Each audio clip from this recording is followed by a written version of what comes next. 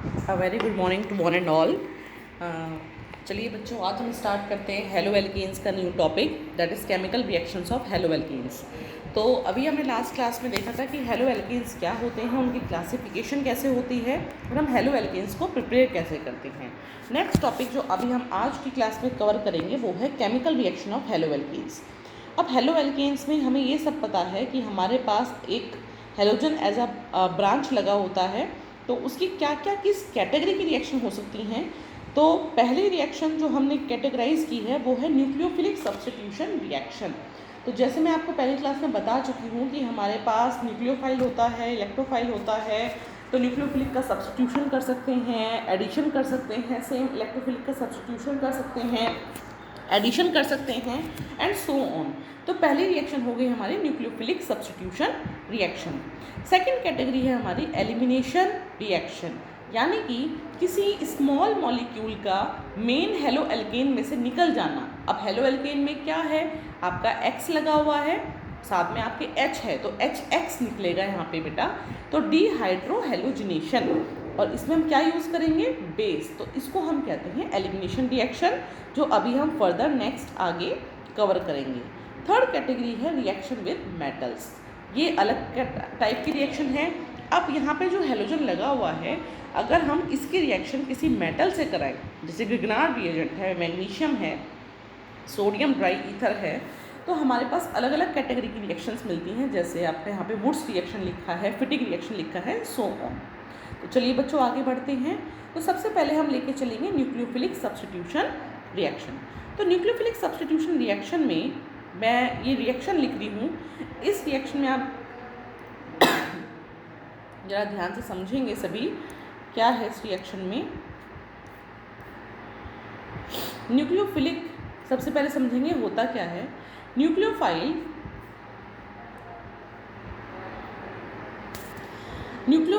Are electron rich species. ये जैसे कि आपको पहले बता दिया गया है कि न्यूक्लियोफाइल है क्या, ये होते हैं इलेक्ट्रॉन रिच स्पीशीज़, यानी कि इनके पास एक्सेस ऑफ इलेक्ट्रॉन है। अब इलेक्ट्रॉन कैसे होगा, या तो आपको किसी स्पीशीज़ के ऊपर वो एज अ नेगेटिव चार्ज दिखेगा, या वो किसी स्पीशीज़ के ऊपर एज अ लोन पेयर दिखेगा, right. That is nucleophile and they attack at that part of the substrate. Substrate के उस पार्ट पे अटैक करते हैं nucleophile which is electron deficient. और ऐसा क्यों होगा, क्योंकि हमें पता है सेम चार्जेस में रिपल्शन होता है और अपोजिट चार्जेस में अट्रैक्शन होता है। अब क्योंकि न्यूक्लियोफाइल के ऊपर नेगेटिव चार्ज होता है, तो इट्स ऑब्वियस कि it will look for the positive charge और इलेक्ट्रॉन डेफिशिएंस। तो हमारे पास जो हेलो एल्केन होते हैं, RX जो होते हैं, इनके ऊपर पोलैरिटी होती है। कैसे, X आपका इलेक्ट्रोनेगेटिव हो जाता है तो डेल्टा नेगेटिव, और R आपका डेल्टा पॉजिटिव हो जाता है। तो अब जो न्यूक्लियोफाइल जो भी होगा वो इस R पे अटैक करेगा, ठीक है। तो रिएक्शन आप देख रहे हैं, एक न्यूक्लियोफाइल है जिसको हमने NU से रिप्रेजेंट कर रखा है, ये RX है जिसका हेट्रोलिसिस होगा। हेट्रोलिसिस का मतलब आप सभी समझते होंगे बहुत अच्छे से। हमारे पास किसी भी बॉन्ड में हम मान के चलते हैं कि इलेक्ट्रॉन आपके एग्जैक्ट सेंटर में होते हैं। हेट्रोलिसिस का मतलब है कि break down in such a manner कि दोनों के दोनों इलेक्ट्रॉन का बेनिफिट किसी एक एटम को हो और दूसरे को ना हो। तो जब इस तरीके से होगा तो एक के ऊपर कंप्लीट नेगेटिव, दूसरे के ऊपर कंप्लीट पॉजिटिव चार्ज लग जाता है। अब ये न्यूक्लियोफाइल जो इलेक्ट्रॉन डेफिशिएंट है उस पर अटैक करेगा, दैट इज R, राइट। और ये X as a leaving group, यानी कि निकल जाने वाले ग्रुप की तरह बिहेव करेगा, क्योंकि हमें पता है कि कार्बन जो होता है उसकी वैलेंसी मैक्सिमम 4 रह सकती है। भाई अगर X लग के इसकी वैलेंसी 4 हो रही है, तो अगर न्यूक्लियोफाइल आएगा तो वैलेंसी 5 हो जाएगी, इसलिए इस X को निकलना पड़ेगा और आपके पास इस तरीके से रिएक्शन हो जाएगी। Substitution reaction takes place and halogen called the leaving group, right. किसी भी सब्स्टिट्यूशन रिएक्शन में, सब्स्टिट्यूशन का मतलब ही होता है बेटा रिप्लेसमेंट, एक आएगा तो दूसरे को जाना पड़ेगा। तो सब्स्टिट्यूशन रिएक्शन जब भी होगी, इस केस में हम हेलोजन को लिविंग ग्रुप कह रहे हैं और वो एज अ X माइनस वहाँ से निकलेगा, डिपार्ट होगा, राइट। चलिए आगे चलते हैं। ये हमारे पास कुछ ये एनसीईआरटी की ही बुक में एक टेबल है, आपको अच्छे से मिल जाएगी, जिसमें साफ साफ मेंशन है कि ये मेरे पास रिसोर्सेज अवेलेबल है। मैंने NaOH डाला या KOH डाला, तो इस NaOH में कौन सा part as a nucleophile act करेगा, this is OH minus. Similarly water के अंदर पूरा का पूरा water as a nucleophile act करता है। NaOR में RO माइनस जो होता है that behave as a nucleophile, इसको हम बोलते हैं बेटा alkoxide, right, this is alkoxide. वहीं पे ही NaI अगर हम डाल रहे हैं तो आयोडाइड माइनस, अमोनिया डालेंगे तो अमोनिया के ऊपर क्योंकि लोन पेयर होते हैं, अगर हम अमोनिया, इसमें आपको बड़ा बड़ा नहीं दिख रहा होगा, अमोनिया ऐसे लिखेंगे तो जो लोन पेयर हैं तो ये लुईस बेस है, तो न्यूक्लियोफाइल जनरली लुईस बेस भी होते हैं। सिमिलरली आपका प्राइमरी अमीन है, एज इट इज ये न्यूक्लियोफाइल है, सेकेंडरी अमीन है, एज इट इज न्यूक्लियोफाइल है। KCN इंपॉर्टेंट है, KCN, तो KCN जब डिसोसिएट होगा तो K प्लस और Cn माइनस के फॉर्म में डिसोसिएट होगा। Now this Cn minus is act as a nucleophile. Similarly AgCN में भी आपका Cn माइनस ही बनेगा, बट अटैक वहाँ नाइट्रोजन से होगा, वो हम अभी समझेंगे। तो इस तरीके से आपका ये पूरी टेबल है जहाँ पे पता लगेगा कि हम रिएजेंट क्या डालेंगे और आपका जो प्रोडक्ट है वो क्या बनेगा और उसमें न्यूक्लियोफाइल आपका क्या होगा।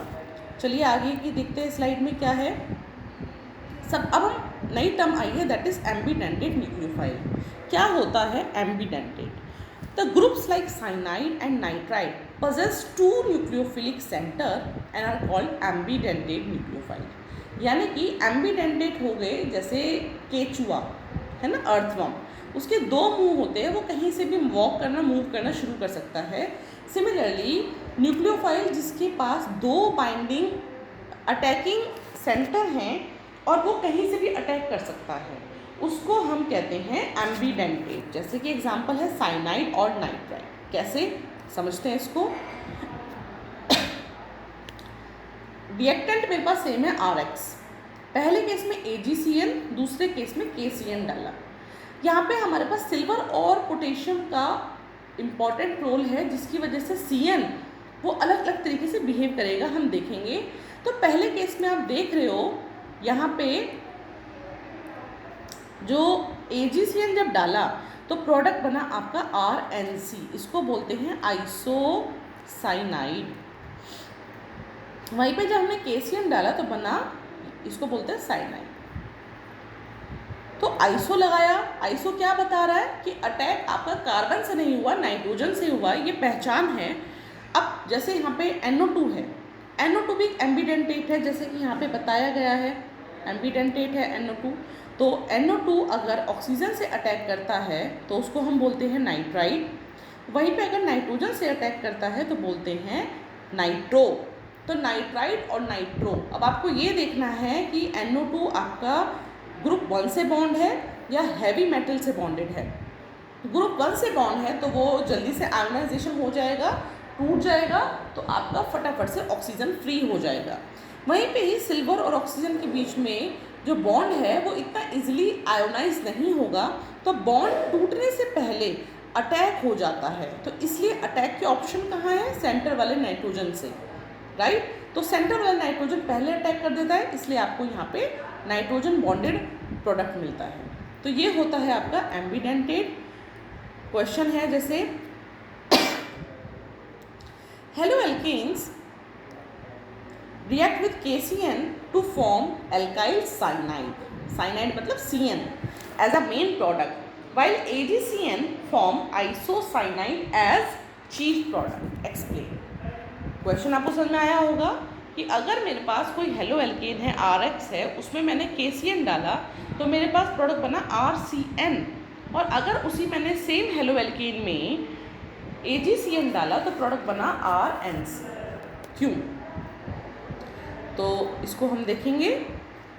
तो KCN जो होता है, K कहाँ से बिलोंग करता है? ग्रुप 1 से, और CN कॉमन ही है, तो K ग्रुप 1 है जिसका जल्दी से आयोनाइजेशन हो जाता है, इसलिए जैसे ही हम KCN डालते हैं वो आयनिक फॉर्म में प्रोवाइड करता है K प्लस और CN minus, right. Although both carbon nitrogen atom are in position, अब वो 50-50% चांस है कि कार्बन से अटैक हो जाए, नाइट्रोजन से हो जाए, वो up to them. Now in case of, अब ये देखना है कि कार्बन कार्बन बॉन्ड ज़्यादा स्ट्रांग होता है या कार्बन नाइट्रोजन। तो हमें ये पता है कि carbon carbon bond is more stable, क्योंकि हम कह रहे हैं कि भाई साइनाइड भी अवेलेबल है, ये आपका है C is available, nitrogen is available, but हमें पता है जो आर सी बॉन्ड बनेगा और आर एन सी बॉन्ड बनेगा, तो C C bond is stronger than R N, यानी कि सी एन बॉन्ड, राइट। वहीं पे ये जो AgCN है वो कोवेलेंट होता है। अब अगर मैं आपसे क्वेश्चन पूछूं कि आयनिक बॉन्ड और कोवेलेंट बॉन्ड को मैंने वाटर में डाला, कौन सा जल्दी आयोनाइज होगा, तो इट्स ऑब्वियस जो आयनिक बॉन्ड होगा वो जल्दी आयोनाइज हो जाएगा। इसलिए AgCN में आपका बॉन्ड बाद में टूटता है, ये वाला इससे पहले इसके लोन पेयर अटैक कर देते हैं। दैट्स वाई AgCN जब हम यूज़ करते हैं तो आपको प्रोडक्ट मिलता है आइसोसाइनाइड, और जब आप KCN यूज़ करते हो तो प्रोडक्ट मिलता है आपका साइनाइड। चलिए आगे चलते हैं। अब हमने बात करें कि न्यूक्लियोफिलिक सब्स्टिट्यूशन दो कैटेगरी में होता है, SN1 और SN2। अब इसको सब बच्चे बहुत अच्छे से समझेंगे, यहाँ पे क्या समझाना चाह रहा है ये SN1 और SN2 क्या होता है। चलिए SN1 आपका क्या बताएगा, SN1 substitution, SN for nucleophilic, 1 बता रहा है आपका order of reaction. As you know in chemical kinetics order of reaction is what, क्या होता है order of reaction, rate law जो बताता है। जब हम रेट लॉ लिखते हैं तो जो पावर का समेशन होता है, स्टोइचोमेट्रिक कोएफिशिएंट जो होते हैं रेट एक्सप्रेशन में, रिएक्टेंट की कंसंट्रेशन जो होती है उसको हम ऐड कर देंगे, उसको हम बोलते हैं उसका ऑर्डर ऑफ रिएक्शन। तो first and the rate determining step in SN1 is slowest. कैसे होता है ये समझेंगे पहले इसको। मेरे पास ये एक सबस्ट्रेट है, सेंटर वाला कार्बन हो गया, 3 ब्रांच हैं और ये मेरे पास लिविंग ग्रुप है, यानी कि जो निकल के जाएगा। तो this SN1 takes place in 2 step, 2 step में होने वाला है, और इसका ऑर्डर ऑफ रिएक्शन है आपका बेटा 1। बहुत इंपॉर्टेंट है, 2 स्टेप में होगा, ऑर्डर ऑफ रिएक्शन 1 होगा। सबसे पहले क्या होता है, जो कि एक आपका इक्विलिब्रियम भी यहाँ पे है कि लिविंग ग्रुप आपका निकलेगा और आपका कार्बोकैटायन जनरेट होगा। पहला स्टेप कार्बोकैटायन बनेगा। सेकंड स्टेप में न्यूक्लियोफाइल जो है इस कार्बोकैटायन के ऊपर अटैक करेगा। अब अटैक कैसे हो सकता है वो भी आगे देखेंगे, और आपका ये प्रोडक्ट बनेगा, right. SN1 is a unimolecular, यानी कि रेट ऑफ द रिएक्शन उसका सिर्फ एक स्पीशीज़ पे डिपेंड करता है, और mechanism and the rate reaction depend only on the concentration of substrate. कैसे, अब क्वेश्चन आता है कि वो कैसे सिर्फ यूनिमोलिकुलर है। पहला स्टेप आपका जो है वो स्लो है, और सेकंड स्टेप आपका बेटा फास्ट है। तो हमें ये पता है, as you know in rate of the chemical kinetics में हमने पढ़ा था कि जो रेट होता है किसी रिएक्शन का किस पे डिपेंड करता है, स्लोवेस्ट स्टेप पे। जो रेट डिटरमिनिंग स्टेप होता है वो स्लोवेस्ट स्टेप होता है। तो आपका ये वाला जो स्टेप है that is the slowest step, right, और ये आपका बहुत स्लो चल रहा है, तो ये आपका RDS हो गया। अब इस केस में सिर्फ हमारे पास सबस्ट्रेट है, उसके अलावा तो कुछ और है नहीं, इसलिए जो रेट होता है बेटा वो आपका डिपेंड करता है सिर्फ और सिर्फ रिएक्टेंट पे, उसके अलावा कुछ नहीं है। That's why this is unimolecular. Now rate equal to K into में सबस्ट्रेट, सबस्ट्रेट मतलब रिएक्टेंट जो हम यूज़ कर रहे हैं यहाँ पे, न्यूक्लियोफाइल को हमने ऐड नहीं किया है। चलिए आगे ये बताता है कि SN1 में, जैसे उसने एग्जाम्पल लिया है टर्शरी ब्यूटाइल क्लोराइड, किस तरीके से टर्शरी ब्यूटाइल क्लोराइड में SN1 हो रहा है। तो सबसे पहले हमने देखा कि यहाँ पे ये 3 मिथाइल लगे हैं, सेंट्रल कार्बन पे क्लोराइड लगा है। सबसे पहले स्टेप में आपका Cl टूटेगा, ये वाला बॉन्ड टूटेगा तो कार्बोकैटायन बना। अब ये कार्बोकैटायन sp3 था पहले, अब ये sp2 हो गया। अब उसके बाद में OH माइनस जो है आके वो अटैक करना शुरू करेगा। अब देखो आप, कार्बोकैटायन हमेशा sp2 होता है और sp2 जो होता है वो ट्राइगोनल प्लेनर शेप होती है उसकी, इस तरीके से। अब जो मेरे पास न्यूक्लियोफाइल है बच्चे, उसके पास ऑप्शन है कि वो टॉप से भी अटैक कर सकता है और बॉटम से भी अटैक कर सकता है।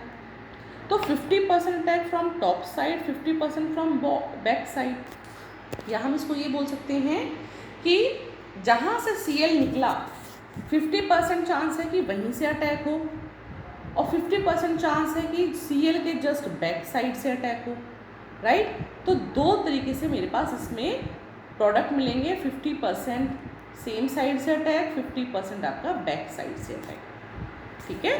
तो halide undergo slow ionisation to yield ion pair R+Cl-, क्योंकि ये बहुत बल्जी होते हैं, बड़े बड़े होते हैं, इसलिए इनका आयोनाइजेशन इतना इजीली नहीं होता है, तो इसलिए पहले इन पे अटैक हो जाता है। The energy necessary to affect the initial ionisation is largely recovered from the energy evolve. अब कहते हैं कि इस बॉन्ड को ब्रेक करने के लिए, यहाँ पे बॉन्ड को ब्रेक करने के लिए जो एनर्जी चाहिए वो कहाँ से कंपनसेट हो, वो एनर्जी यहाँ से कंपनसेट होगी जो आपका नया बॉन्ड बनेगा, राइट। चलिए आगे चलते हैं। आगे इसने एनर्जी बार डायग्राम दिखा रखा है, तो ये आप सभी को समझ में आएगा। इस तरफ हमने एनर्जी ली है, इस तरफ हमने रिएक्शन कोऑर्डिनेट, यानी कि किस तरीके से रिएक्शन प्रोसीड हो रही है, इधर रिएक्टेंट ये प्रोडक्ट, और this is the transition state जिसके थ्रू हमारा रिएक्टेंट पास होता है और प्रोडक्ट में कन्वर्ट होता है। तो रिएक्टेंट है, न्यूक्लियोफाइल आया, स्टेप 1 हुआ, लिविंग ग्रुप अभी लगा हुआ है, और उसके बाद में यहाँ पे कार्बोकैटायन बन गया, इंटरमीडिएट है, फिर आपका यहाँ पे अटैक हुआ न्यूक्लियोफाइल का और आपका ये प्रोडक्ट आ गया, राइट। तो ये आपका इस तरीके से रिएक्शन कोऑर्डिनेट है बेटा। अब यहाँ पे क्योंकि आपके carbocation as a intermediate involve हो रहा है, तो रिएक्शन का स्पीड इस बात पे डिपेंड करेगा कि आपका इंटरमीडिएट कितना स्टेबल है, और स्टेबिलिटी ऑफ कार्बोकैटायन का अपना एक पैटर्न होता है, एक ऑर्डर होता है। तो यानी कि मोर स्टेबिलिटी ऑफ कार्बोकैटायन और fast will be the reaction. तो जैसे मेरे पास ये पूरा बच्चे आपको सारे पॉसिबल कार्बोकैटायन का चार्ट बना हुआ है, तो इसमें आप देखोगे सबसे पहले हमारा ये क्या है, साइक्लोप्रोपेन है, ट्राईसाइक्लोप्रोपेन मिथाइल कैटायन है, फिर ये इसकी डिग्री है आपकी 3, फिर ये 2 और ये 1। तो हमें पता है कार्बोकैटायन की 3 to 1 तो होती है, ये डिग्री तो होती है, ये हमने 11th क्लास में पढ़ रखी है बिकॉज ऑफ हाइपर कॉन्जुगेशन। उसके बाद में हमारे पास ये प्रोपेन है, यहाँ फिनाइल है, तो ये फिर 3, 2, ठीक है, ये हो गया, ये ट्राईफिनाइल मीथेन, डाईफिनाइल मीथेन, ठीक है। फिर इसके बाद में tertiary carbocation normally benzylic, this is benzylic, this is allylic, this is secondary, this is primary and this is methyl carbocation. तो दिस इज़ द ऑर्डर, ये आप अच्छे से लर्न करेंगे, समझेंगे, ठीक है, क्योंकि कई बार आता है ना कि which one will proceed as SN1 और which one will be faster when it will go under as SA1। अब SN1 अगर है तो SN1 के साथ साथ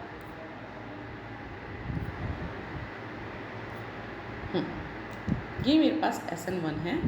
अब SN1 में ये मेरे पास सबस्ट्रेट है।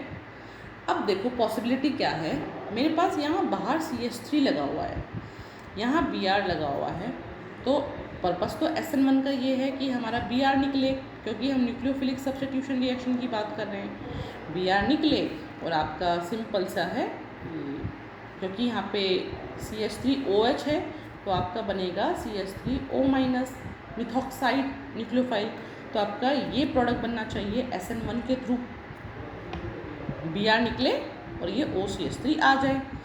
बट आप इसको अगर हाई टेम्परेचर पे प्रोसीड कराओगे सेम रिएक्शन को, तो आपको ये एल्कीन मिलेगी। ध्यान से करेंगे, अगर आपका लो टेम्परेचर है तो आपका सब्स्टिट्यूशन हो रहा है। अगर आपने हाई टेम्परेचर मेंटेन कर लिया तो आपका एलिमिनेशन हो गया। This E means elimination. अभी ये सीबीएसई का पार्ट नहीं है बेटा, इसलिए ज़्यादा डिटेल में नहीं दे रखा है, बट जैसे SN1 है, similarly S for substitution, N for nucleophile, 1 for order of reaction, similarly E1 मतलब elimination via the unimolecular order of reaction. तो इस केस में क्या हो गया, एलिमिनेशन जो कि हम नेक्स्ट टॉपिक अभी पढ़ेंगे कैसे होता है, तो यहाँ पे आपका एल्कीन हो गया। तो E1 और SN1 आपका हैंड टू हैंड चलेगा। कन्फ्यूजन आएगी तो डिपेंड इस बात पे करता है कि टेम्परेचर कंडीशन क्या है। कम temperature SN1, high temperature E1, elimination. तो बेटा उसके बाद नेक्स्ट टॉपिक, जैसे ये दे रखा है, इसने एग्जाम्पल लगाएगा और ये बहुत इंपॉर्टेंट है बेटा, इसको मैं बता रही हूँ। उसने एग्जाम्पल एक ये दिया है। अब उसने बोला कि इसने Br यहाँ पे इसको SN1 करा रहा है और इसमें ये OH माइनस से अटैक कराएगा। तो बच्चे सीधे सीधे क्या करेंगे, बच्चे सीधे सीधे इसका आंसर लिख देंगे कि भाई ये बना, एक्सपेक्टेड है, Br हटा OH माइनस आ गया। और मोस्टली सारे बच्चे ही ये लिखते हैं, बट हमें जो ऑब्जर्व होगा और जो करेक्ट होगा वो ये वाला है। अब बात जो उठती है बेटा वो ये उठती है, ये OH अपना 1 2 से 1 कैसे शिफ्ट हो गया, सेकंड पोजीशन से OH आपका 1 कैसे आ गया। अब इसको ऐसे समझेंगे, क्योंकि हमारा इंटरमीडिएट क्या बनता है, कार्बोकैटायन। अब कार्बोकैटायन में आपके sp2 हाइब्रिडाइजेशन होता है और बिकॉज ऑफ हाइपर कॉन्जुगेशन, जो कि 11th का टॉपिक है, इसके अंदर रीअरेंजमेंट हो सकती है। यानी कि कार्बोकैटायन अपने ही अंदर अपने एडजेसेंट नेबर के साथ, जैसे अगर वो 1 हुआ तो एडजेसेंट 2 हुआ, उसके साथ में शिफ्ट कर सकता है, जिसको बोलते हैं हाइड्राइड शिफ्ट, यानी कि हाइड्रोजन का शिफ्ट, H माइनस का शिफ्ट, हाइड्राइड। तो क्या करा इसने, ये कार्बोकैटायन सेकंड कार्बन पे था, फर्स्ट पे जो हाइड्रोजन लगा हुआ था इसको यहाँ शिफ्ट कर दिया, जो ग्रीन एरो आ रहा है। अब हाइड्रोजन यहाँ आ गया और हाइड्रोजन कैसे गया, अपना इलेक्ट्रॉन लेके एज अ माइनस, तो यहाँ पे डेफिशिएंसी हो गई इस पॉइंट पे, फर्स्ट पॉइंट पे। अब क्या होगा, जो न्यूक्लियोफाइल आएगा बेटा वो इस फर्स्ट कार्बन पे आएगा, इसलिए आपको मेजर प्रोडक्ट ये मिलेगा। इसे हम कहते हैं 1,2 हाइड्राइड शिफ्ट। सिमिलरली आपका 1,2 मिथाइल शिफ्ट भी होता है। कई बार आप देखोगे जब आप जेई की तैयारी कर रहे हो तो वहाँ पे 1,2 hydride shift, 1,2 methyl shift very common term है। तो सिमिलरली क्यों होता है, ताकि आप स्टेबल कार्बोकैटायन बना सकें। चलिए आगे चलते हैं। SN2 मैकेनिज्म क्या है। SN2 नाम से पता लग रहा है substitution of nucleophile by the second order of reaction. ठीक है, इसमें क्या होना है, द बैक साइड अटैक होगा इसमें, इसे बोलते हैं बैक साइड अटैकर। SN1 में क्या हो रहा था, सेम साइड से भी अटैक हो रहा था, बैक साइड से भी अटैक हो रहा था, 50-50% चांस था। यहाँ पे आपका टोटली बैक साइड अटैक होगा और ये सिंगल स्टेप रिएक्शन होती है, यानी कि सिंगल स्टेप रिएक्शन है और इसका जो ऑर्डर है वो है 2, दैट्स बाय SN2। कैसे, ये मेरे पास सबस्ट्रेट है, ये Br लगा हुआ है इसके यहाँ, इधर मिथाइल लगा है, इधर ये आपका इथाइल लगा हुआ है और ये आपका हाइड्रोजन। अब न्यूक्लियोफाइल को आना है जो कि Cn माइनस है, न्यूक्लियोफाइल को इस Br को रिप्लेस करना है, बट Br को और एक ही स्टेप में सारा काम होना है। अब इस Br को अप्रोच करने के लिए न्यूक्लियोफाइल को कहीं ना कहीं से तो जगह बनाएगा। अगर ये Cn माइनस Br की साइड से आएगा तो बहुत स्टेरिक हिंड्रेंस होगा, क्योंकि Br के पास 3 लोन पेयर, Cn के पास भी अपने 2 lone pair plus negative charge, तो स्टेरिक हिंड्रेंस होगा, रिपल्शन होगा, एनर्जी बढ़ जाएगी, नॉट फिजिबल। इसलिए Cn माइनस के पास चांस है कि वो पीछे वाले डोर से एंटर करे, बैक साइड से, just opposite to leaving group, so that उसको रिपल्शन कम फील हो। इस तरीके से आएगा Cn। इंटरमीडिएट ट्रांजिशन स्टेट बनेगी जिसमें आपके पुराना बॉन्ड पार्शली टूट रहा है और नया बॉन्ड पार्शली बन रहा है। Right, this is transition state, और अल्टीमेटली बी आर आपका as a B R minus निकल गया। क्योंकि ये रिएक्शन आपकी एक ही स्टेप में हो रही है, अब ये रिएक्शन स्लो हो या फास्ट हो, रेट ऑफ द रिएक्शन इसी एक सिंगल स्टेप पे डिपेंड करेगा। तो रेट क्या हो गया, तो रेट आपका हो गया substrate as well as nucleophile, तो इसलिए इसका ऑर्डर ऑफ रिएक्शन 2 हो गया। ठीक है, अब इसमें क्या हो रहा है, इन्वर्जन, पलट जाना, इसको हम अच्छे से समझेंगे इन्वर्जन का क्या मतलब है।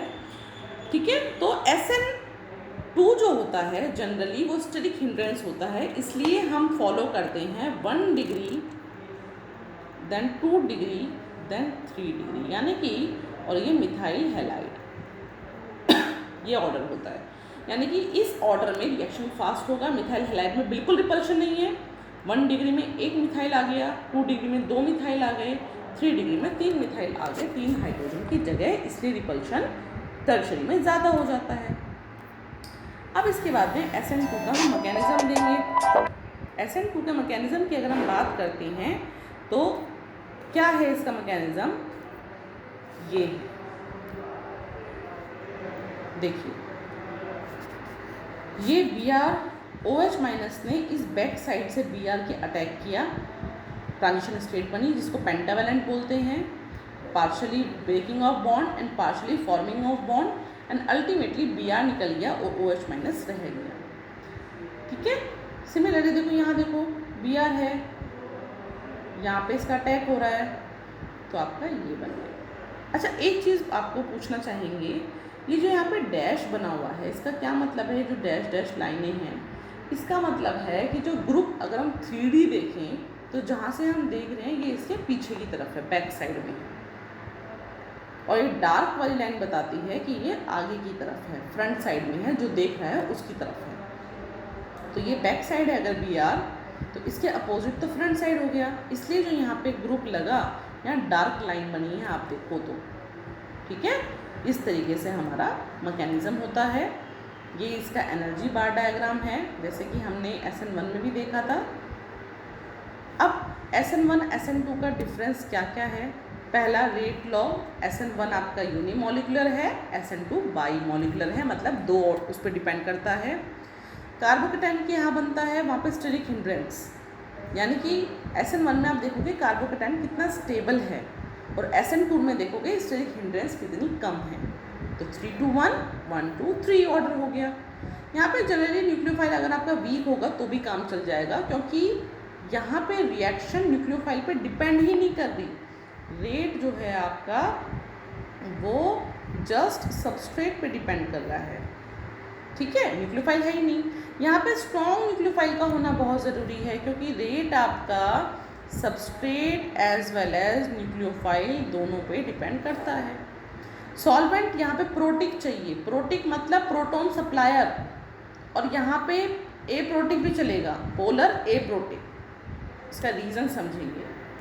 मेरे को जनरली जो RX होता है वो तोड़ना होता है, उसको पोलराइज करना है SN1 में, सो दैट आपका बने R+।